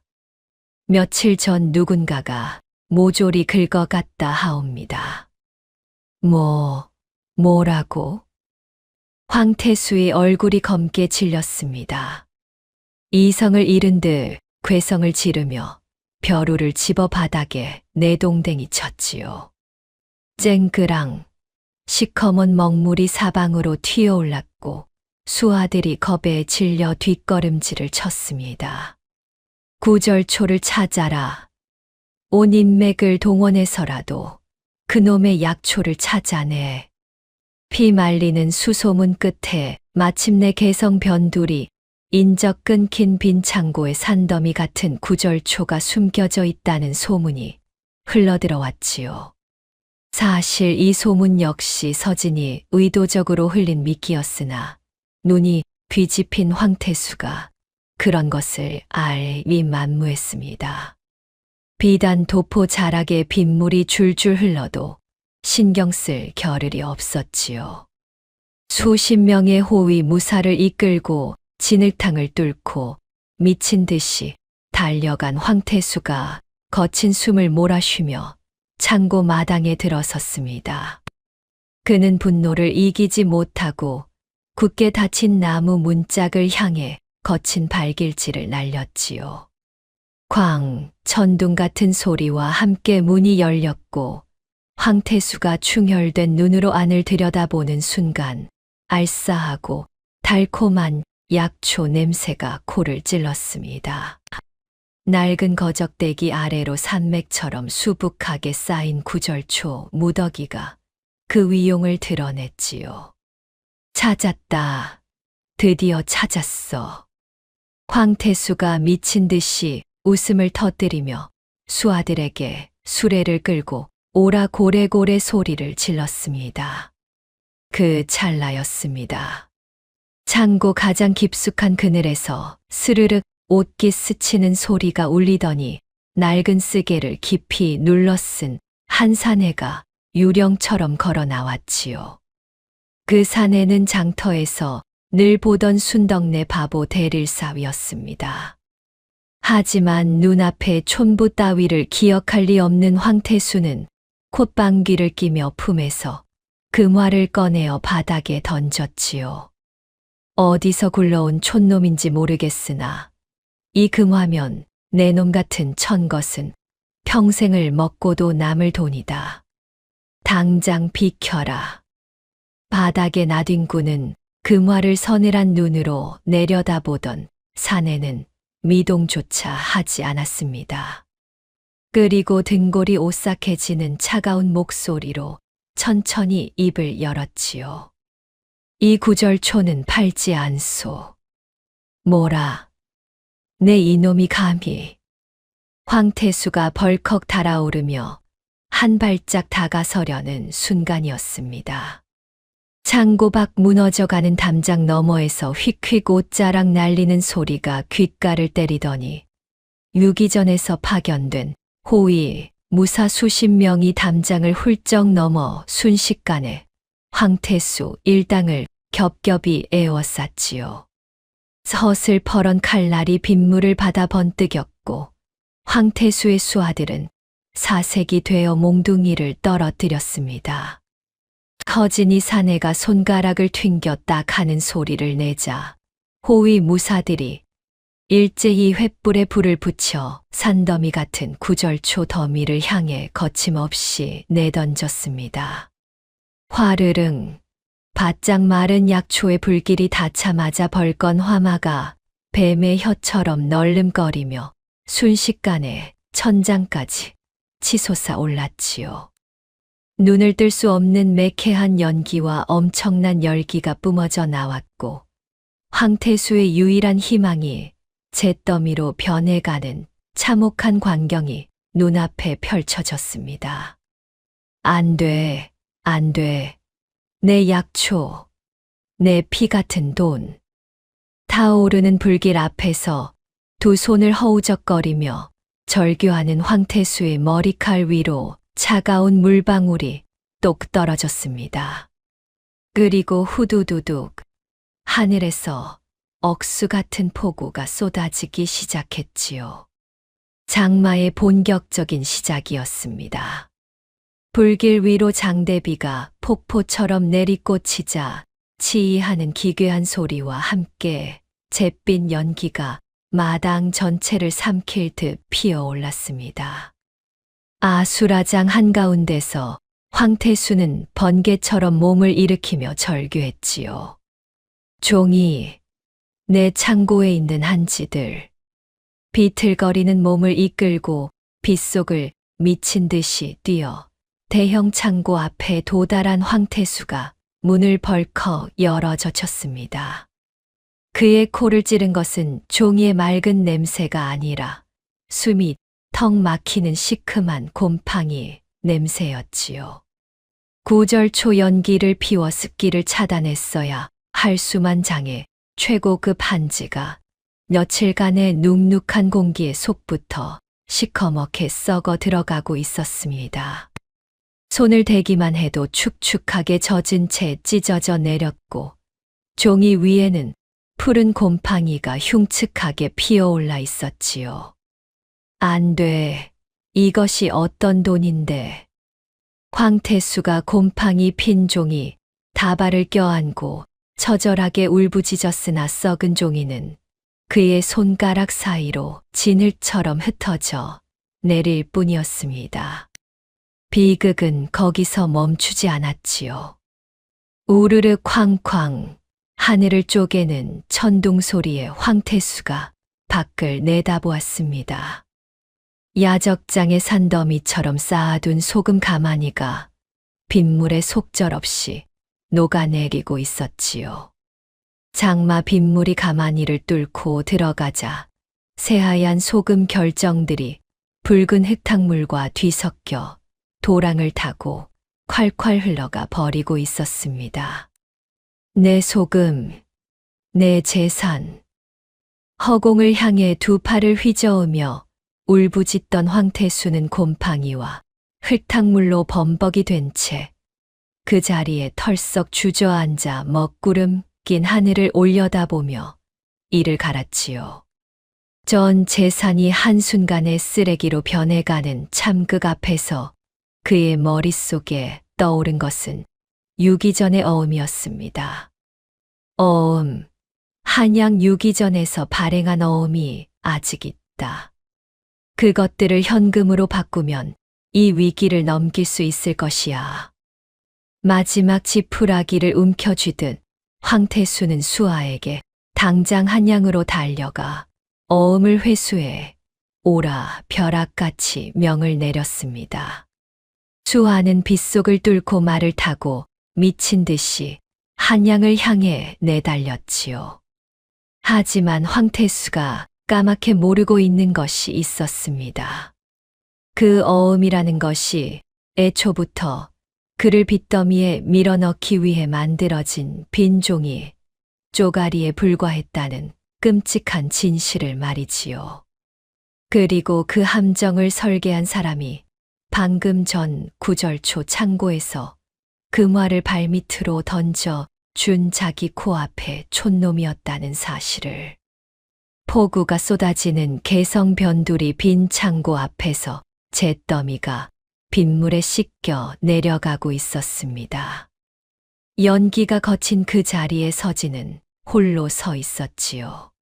빗물에 흠뻑 젖은 저고리가 몸에 달라붙었지만 그의 눈은 흔들림 없이 황태수가 달려간 방향을 응시하고 있었습니다.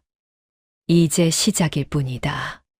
진짜 지옥은 어음이 돌아올 때 열린다.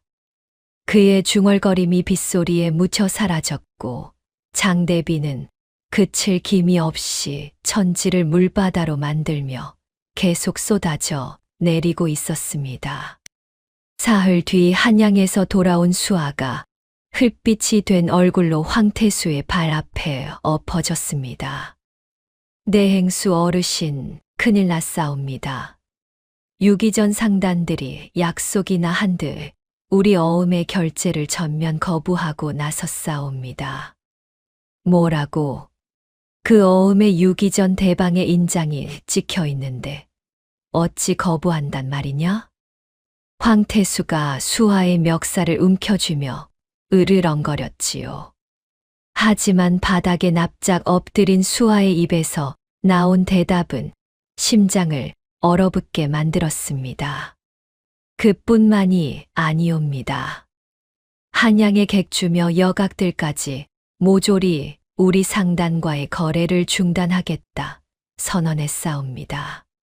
내행수 어르신의 어음을 면전에 내던지며 쓰레기 취급을 했사옵니다. 헐. 황태수의 입에서 바람 빠지는 소리가 흘러나왔습니다. 다리에 힘이 풀려 의자에 퍼질러 앉은 그의 얼굴에서 핏기가 빠져나갔지요. 어음이 거부된다는 것은 곧 자신의 신용이 바닥으로 추락했다는 뜻이었습니다. 어음이 결제되지 않는다는 소문은 발 없는 말이 되어 한양을 넘어 삼남 지방까지 순식간에 퍼졌지요. 그에게 살인적인 이율로 돈을 빌려준 사채꾼들이 황태수의 저택으로 벌떼처럼 몰려들기 시작했습니다. 쾅쾅쾅. 이놈 황태수, 당장 나와.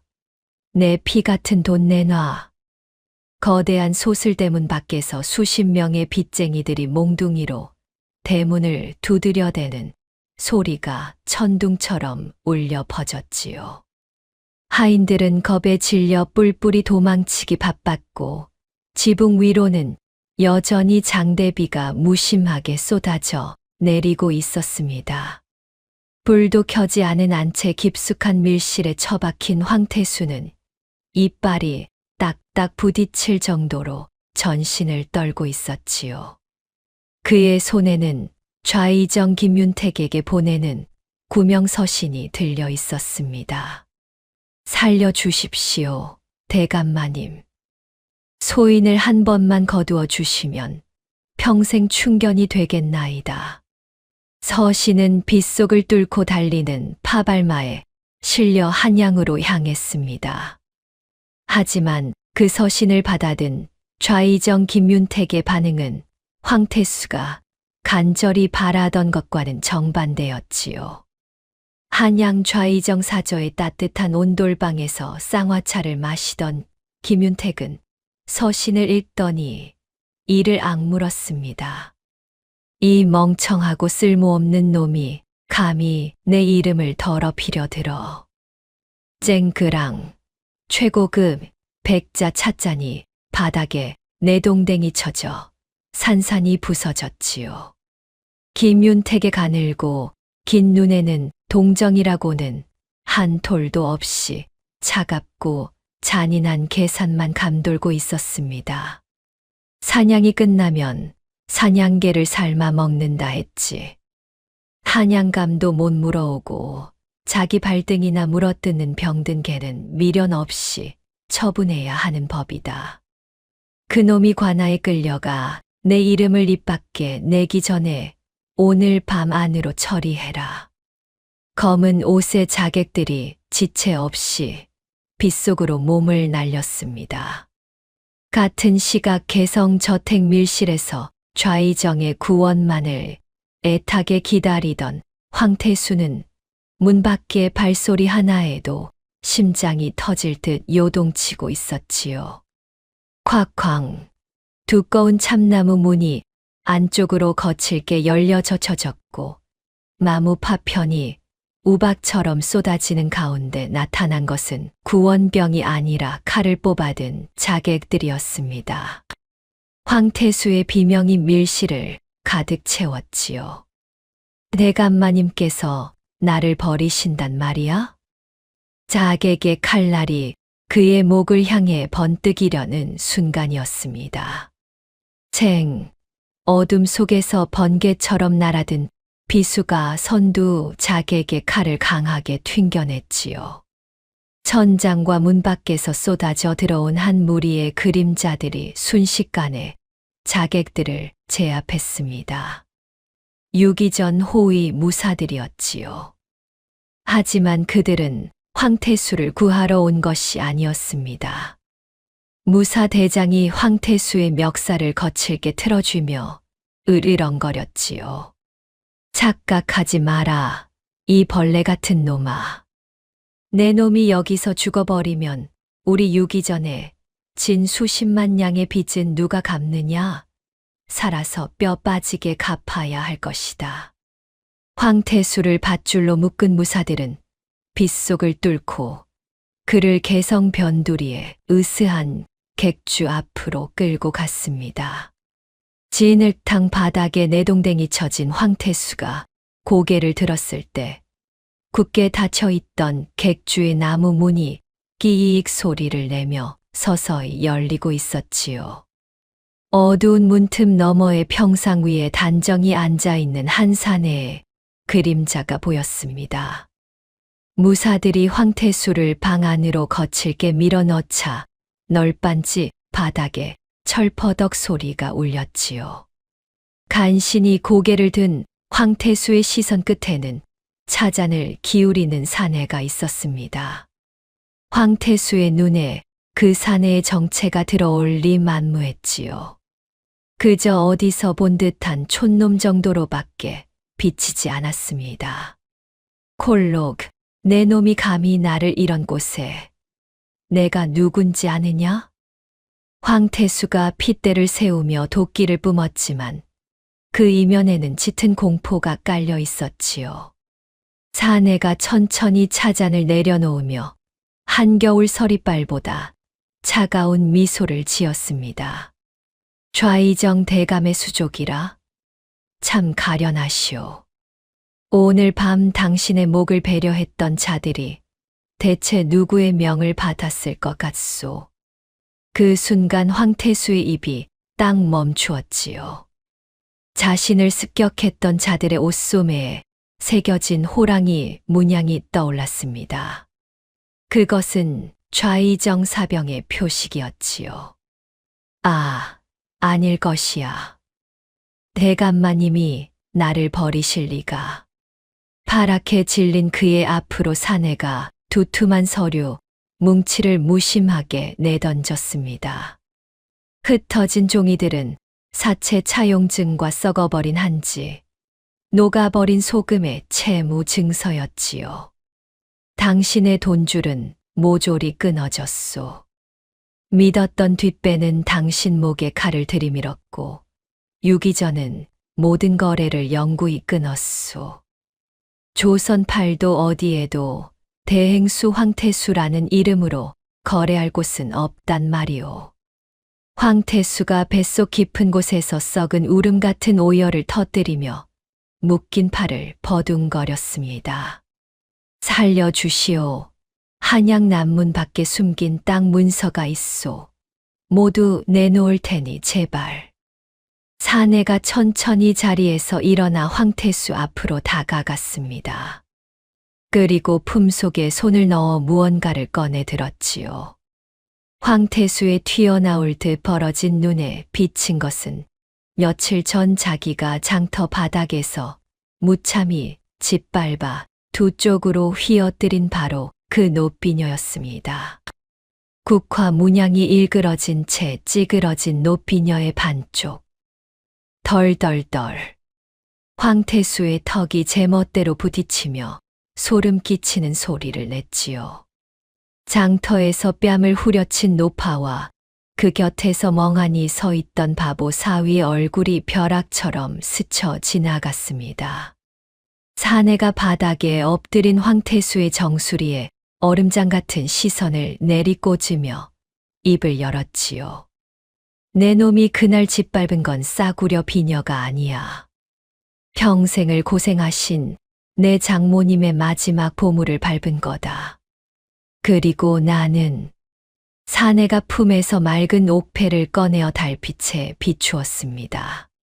십장생 문양이 선명하게 빛났지요. 영의정 대감의 친손자다. 그 한마디에 황태수의 의식이 꺼져갔습니다. 공포가 온몸을 마비시켰고 눈이 뒤집히며 바닥으로 속절없이 고꾸라졌지요. 방 밖에서는 포구가 여전히 세상을 두드리고 있었고 서진은 기절한 황태수를 차갑게 내려다보며 호위 무사들에게 턱짓으로 끌어내라 지시했습니다. 하지만 복수는 아직 끝나지 않았습니다. 서진은 이미 며칠 전 황태수와 좌의정이 주고받은 비자금 장부의 복사본을 한양의 영의정에게 은밀히 띄워 둔 상태였지요. 좌의정의 반정 자금, 사병 양성 자금, 그리고 수만 양의 뇌물 내역이 낱낱이 적힌 그 장부는 이제 조선 최고 권력자의 손에 들려 있었습니다. 서진은 비에 젖은 객주 처마 밑에 서서 한양 방향을 바라보았습니다. 내일이면 의금부가 움직일 것이었지요. 그의 눈에는 냉혹한 복수자의 서리가 아닌 장모의 멍든 뺨을 떠올리는 씁쓸한 빛이 서려 있었습니다. 장모님, 내일이면 끝납니다. 그 혼잣말이 빗소리에 묻혀 사라졌고 동쪽 하늘 너머로 먹구름 사이에 가느다란 빗줄기가 새어 나오기 시작했습니다. 이튿날 아침 밤새 쏟아지던 장마가 거짓말처럼 멈추고 개성관하의 넓은 마당 위로 눈부신 햇살이 쏟아져 내렸습니다. 처마 끝에서 똑똑 떨어지는 물방울 소리와 달리 포승줄에 묶여 거적대기 위에 꿇어앉은 황태수의 귀에는 여전히 끝모를 절망의 폭우가 쏟아지고 있었지요. 그의 화려했던 비단옷은 진흙으로 얼룩져 형체를 알아볼 수 없었고 한때 개성을 호령하던 거상의 어깨는 덫에 걸린 들짐승처럼 처참하게 떨리고 있었습니다. 쿵쿵쿵 관아 대문이 열리며 붉은 천릭을 위풍당당하게 차려입은 한양 의금부 도사가 무장한 군사들을 이끌고 성큼 들어섰지요. 어명이요. 도사의 우렁찬 목소리가 벼락처럼 관아 마당을 울렸습니다. 그의 손에는 기름종이로 감싼 임금의 교지가 높이 들려 있었지요. 개성대행수 황태수는 고개를 들고 똑똑히 들어라. 내 놈은 상도의 근본을 어기고 무고한 양민의 재물을 강탈했으며 소금과 종이를 매점매석하여 백성의 고혈을 짜냈고 좌의정에게 막대한 뇌물을 바쳐 반정의 비자금을 조성한 대역의 죄인이니라. 죄상이 낭독되자 아침부터 몰려든 장터 사람들의 분노가 폭발했습니다. 저 천하의 몹쓸 놈, 내 소금값 3배로 올려 받아 먹은 놈이 저놈이여. 늙은 어미를 장터 바닥에서 때린 악독한 놈. 와, 울분이 터져 나왔고 포졸들이 창대를 부딪히며 군중을 막아섰지요. 바로 그때 끼익 관아 중문이 열리며 낡은 무명 저고리를 입은 사내 하나가 흔들림 없는 걸음으로 마당을 향해 들어왔습니다. 저벅저벅 물기 덜 마른 흙바닥을 밟는 집신 소리가 유난히 선명하게 울렸지요. 그 발소리에 반사적으로 고개를 든 황태수의 두 눈이 공포로 파르르 떨렸습니다. 어젯밤 객주에서 자신의 정수리의 사형 선고를 내린 바로 그 사내였으니까요. 사내는 의금부 도사 앞에 서서 말없이 품속의 옥패를 꺼내어 건넸습니다. 십장생 문양을 확인한 도사가 헉숨을 들이켰지요. 그는 관복 소매를 거칠게 휘날리며 단상 아래로 뛰어내려와 사내의 발 앞에 납작 엎드렸습니다. 도련님을 뵙사옵니다. 조선의 물길과 산길을 통치하시는 대행수 어르신. 도사에 떨리는 외침이 마당을 가르자 숨막히는 정적이 흘렀습니다. 장터 한 구석에서 두도를 팔고 삭바느질을 하던 촌부의 사위로만 알았던 사내가 왕실의 비호를 받는 전국 상권의 진짜 주인이었다니. 깨달은 사람들이 일제히 무릎을 꿇고 흙바닥에 엎드렸지요. 그 광경을 본 황태수의 입에서 영혼이 빠져나가는 듯한 탄식이 흘러나왔습니다. 자신이 온갖 수를 써서 짓밟으려 했던 바보 대릴사위가 감히 건드려서도 안 되는 태산이었음을 온몸으로 깨달은 것이지요. 제발 살려주십시오. 두 눈이 멀어 하늘을 몰라보았사옵니다. 황태수가 묶인 몸을 벌레처럼 꿈틀거리며 서진의 발 앞까지 기어가 이마를 바닥에 쿵쿵 찍으며 절규했습니다. 하지만 서진의 눈빛은 한겨울 얼음판보다 차가웠지요. 너의 죄는 1000번을 죽어도 모자라다.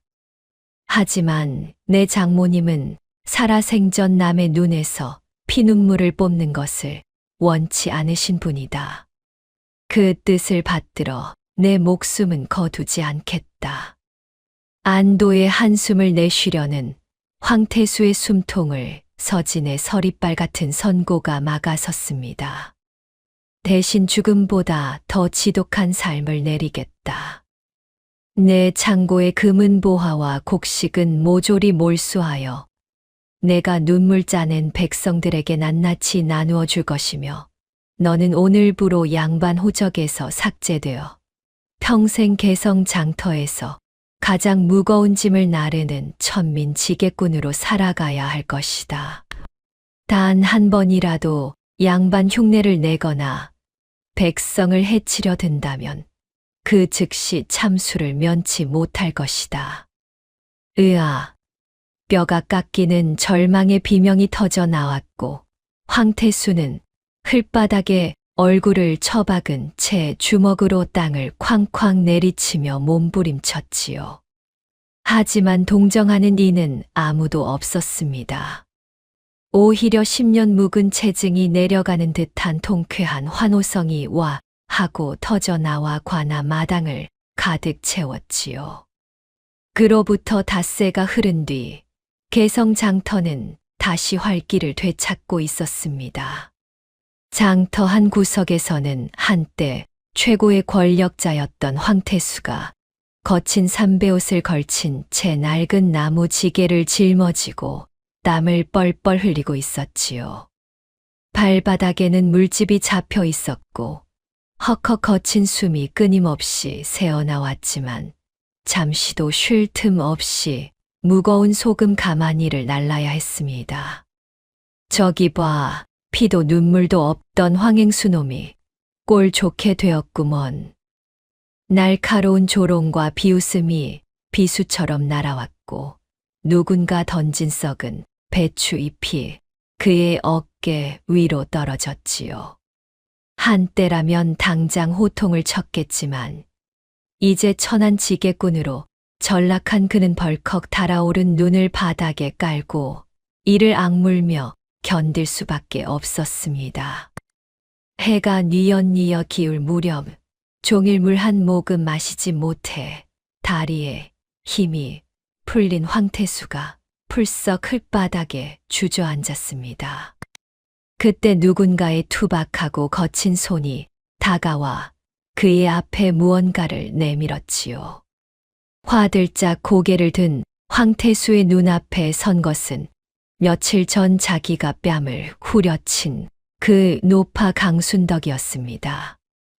배가 많이 고플 텐디 이거라도 먹고 기운 차리시게. 순덕의 굽은 손에 들린 것은 모락모락 하얀 김이 피어오르는 따뜻한 주먹밥 한 덩어리였지요. 황태수의 오만했던 마음이 와르르 무너져 내렸습니다. 두 손으로 주먹밥을 움켜쥐고 미친 듯이 입에 밀어넣으며 참회의 눈물을 쏟아냈지요.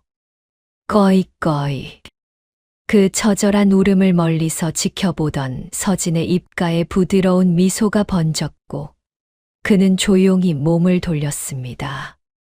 그날 밤 도란골 초가집 마당에는 장마가 그친 뒤 처음으로 별이 총총히 박혀 있었습니다. 귀뚜라미 소리가 평화롭게 울려 퍼지는 가운데 삐걱거리는 안방문이 열리며 순덕이 마당 평상에 걸터 앉은 서진에게 다가왔지요. 장터에서 벌어진 천지개벽도 며느리의 진짜 정체도 꿈에 모르는 순덕은 품에서 주섬주섬 무언가를 꺼내 내밀었습니다. 은은한 달빛 아래 드러난 것은 황태수에게 짓밟혀 두 쪽으로 휘어졌던 노비녀였지요. 순덕이 며칠 밤을 새워 쇠땜장이에게 사정하고 직접 송진을 녹여 이어 붙인 탓에 한가운데 굵은 흉터가 남아 있었지만 세상 어떤 보석보다 눈부시게 빛나고 있었습니다. 사위야, 미안하다. 내가 못 지켰던 비녀인디 쇠땜이 보기 흉하제. 근디 알제. 가족이라는 게 본디 이런 거요. 서로의 아픈 데를 꿰매고 깨진 데를 이어붙이며 살아가는 거란다. 내가 우리 집에 온 것도 그런 인연 아니겠느냐. 순덕이 거칠지만 따뜻한 손으로 서진의 손 위에 비녀를 올려주었지요. 노비녀의 국화 문양 위로 흉터가 또렷했지만 순덕의 정성이 묻어나 오히려 아름다웠습니다. 한양의 대저택에서 천하를 논하며 차갑게 얼어붙어 있던 서진의 마음이 일순간 봄눈처럼 녹아내렸습니다. 그는 3년 만에 처음으로 장모의 품에 이마를 기대며 목 놓아 울었지요. 어머니. 저는 어머니께 큰 죄를 지은 사위입니다. 사실 저는 서진이 울먹이며 정체를 밝히려 하자 순덕이 그의 등을 토닥토닥 두드리며 조용히 웃었습니다. 바보 같은 것. 내가 누구 손자든 누구 아들이든 내 알바 아니여. 내 눈에는 그냥 우리 집 사위 서진이가 세상에서 제일 착한 아들인 것만 알면 되는 거요. 울지 마라. 응. 이 비녀가 다시 붙은 것처럼 우리도 다 괜찮아질 거다. 서진은 더 이상 말을 잇지 못하고 장모의 품에 얼굴을 묻은 채 오래오래 울었습니다. 뒤에서 지켜보던 연희가 울먹이며 달려와 두 사람을 끌어안았지요. 저도 끼워주세요. 순덕이 웃으며 딸과 사위를 양팔로 감쌌습니다. 별빛이 초가집 마당을 은빛으로 물들이는 가운데 세 사람의 울음은 점점 잦아들었고 어느새 평온한 웃음소리만이 고요한 밤 공기 속에 포개어졌지요. 이튿날 아침 쪽빛 하늘 아래 짐수레가 끼익 지나가고 엿장수의 가위 소리가 딸랑딸랑 울리는 평범한 아침이었습니다. 장터 모퉁이에서 순덕은 두부를 팔고 있었고 서진은 그 옆에 쪼그려 앉아 보따리를 꿰매고 있었지요. 연희가 바느질감을 펼치며 웃었습니다. 서방님, 어머니, 두부 좀 맛보세요. 서진이 두부를 한 입 빼어 물고 고개를 끄덕이자 순덕이 환하게 웃었지요.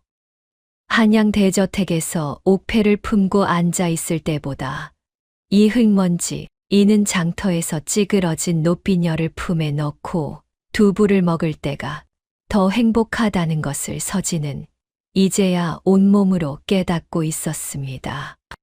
장터 건너편에서 무거운 지게를 진 황태수가 비틀거리며 지나갔습니다. 순덕 앞에서 잠시 멈추어 고개를 깊이 숙였지요.